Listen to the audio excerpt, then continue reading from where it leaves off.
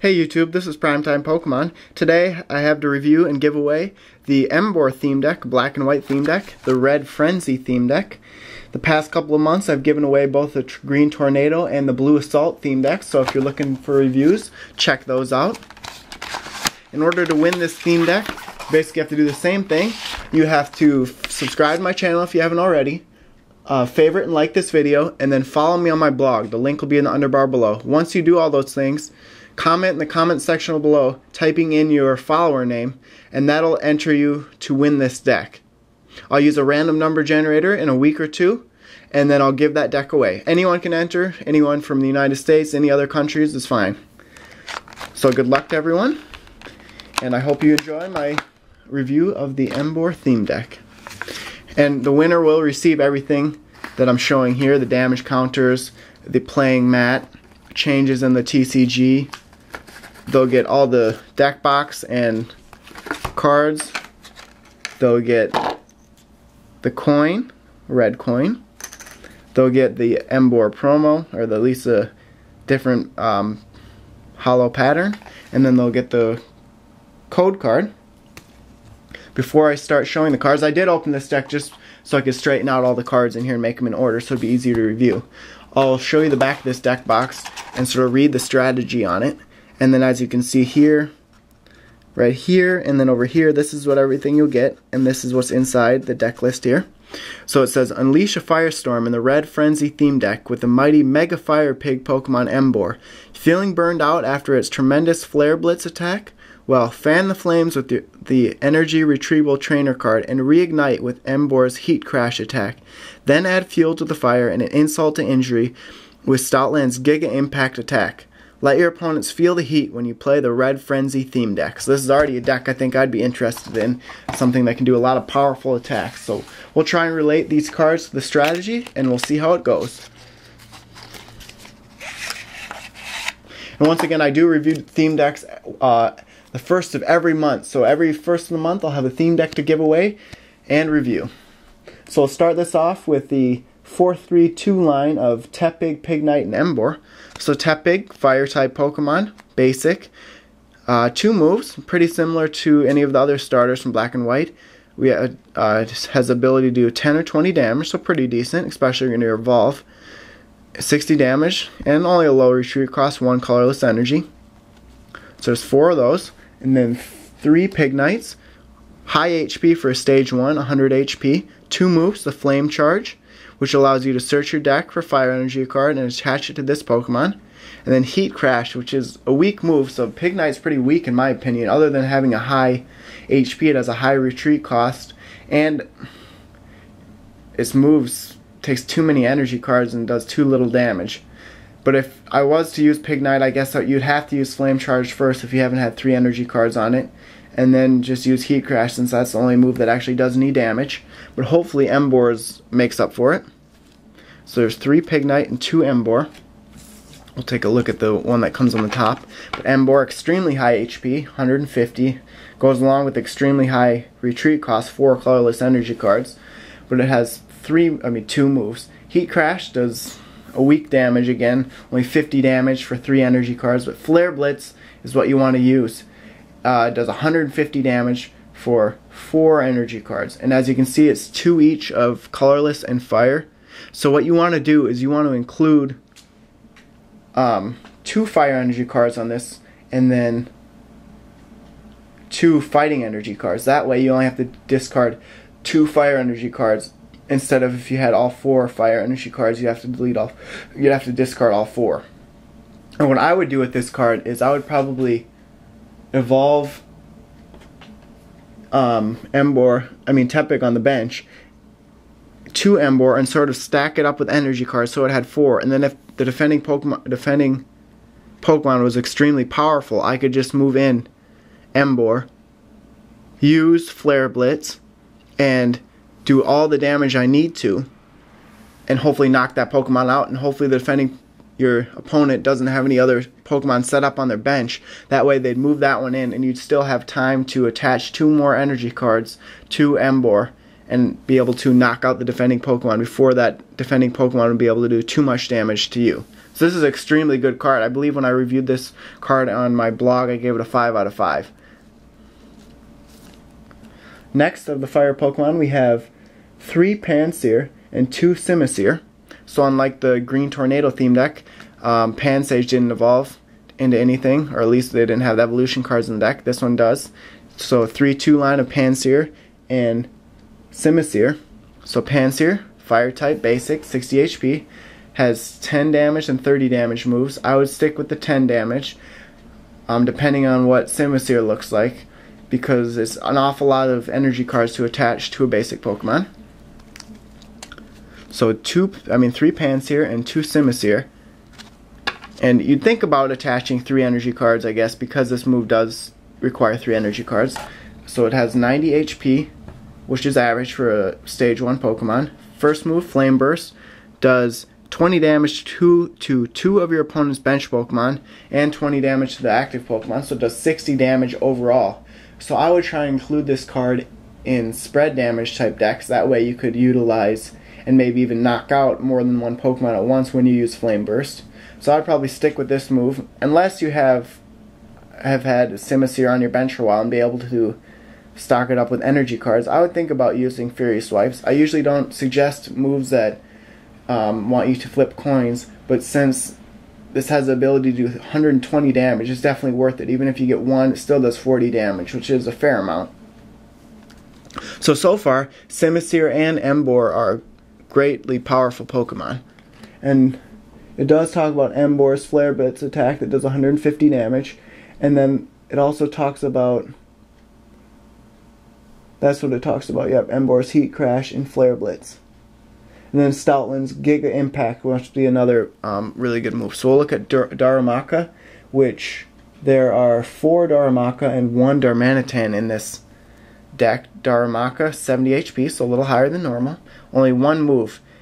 1 Fire Energy card, does 10 damage, plus 10 more if you get ahead. So it's a pretty decent basic Pokemon. Has the ability to do 20 damage. The only bad thing is there's no for sure 20 damage. You just have to flip a coin and see. So 4 of those. And then only 1 Darmanitan. So here's something where I might switch to 3-2 line if I had an extra Darmanitan around.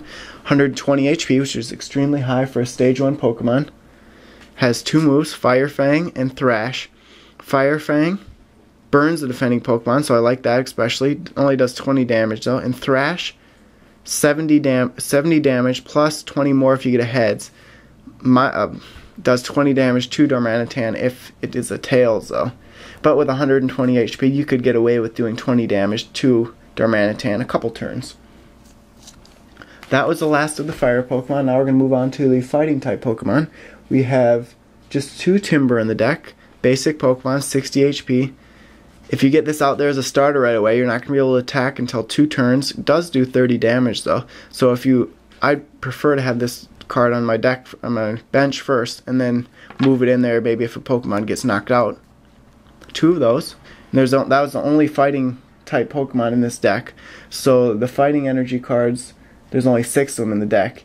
But they're mainly used for Timber, but then they can be used on these colorless Pokemon, which there's a line of 3-2-1 of Lillipup, Herdier, and Stoutland.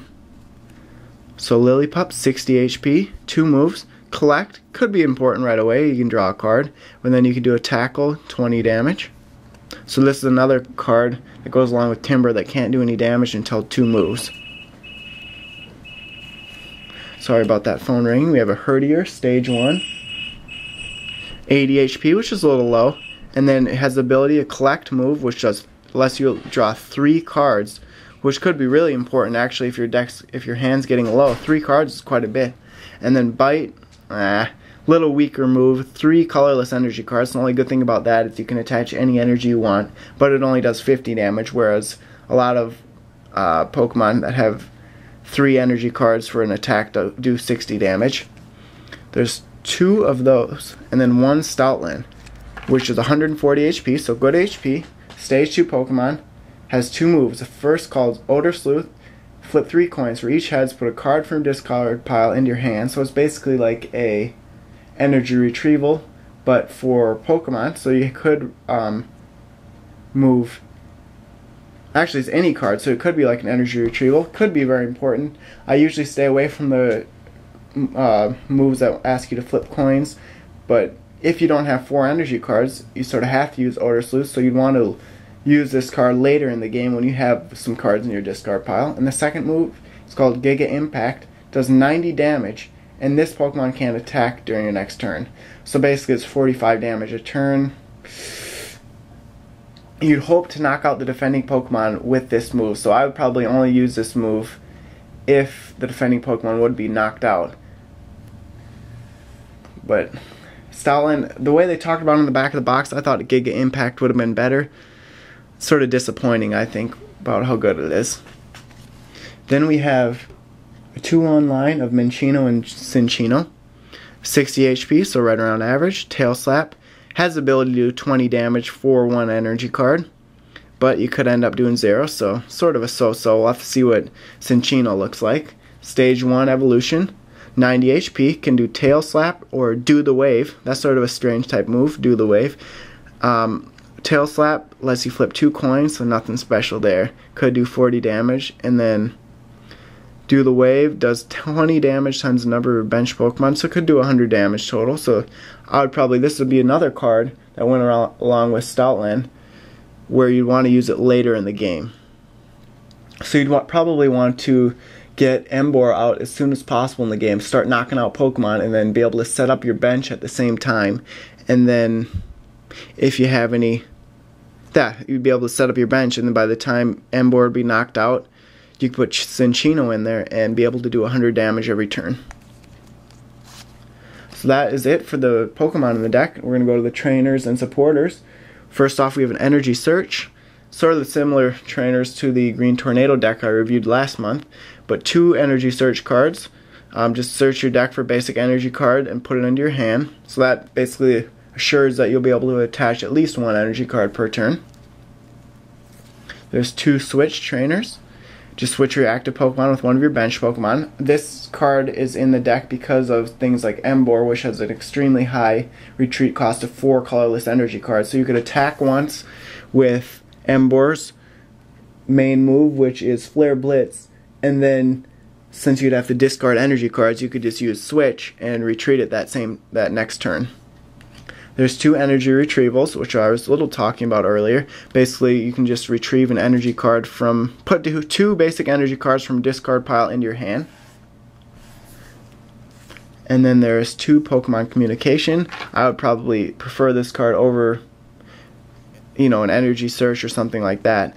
What it does is it lets you show a Pokemon from your hand to your opponent, put it on your deck, and then search your deck for a Pokemon and put it back in your hand. So it's basically just a transfer of one Pokemon to another.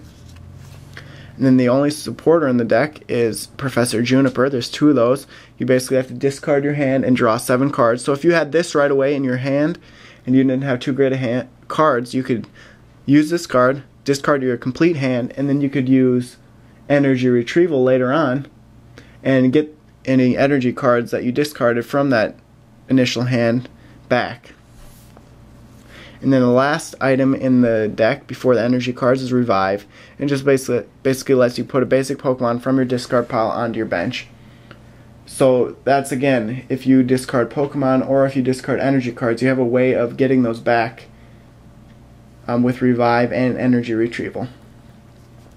And then the energy cards, we have 12 Fire Energy, which makes sense as it's mostly a Fire Pokemon deck with Colorless, and then Fighting Energy 6, since only Timber is the only fighting Pokemon in this deck.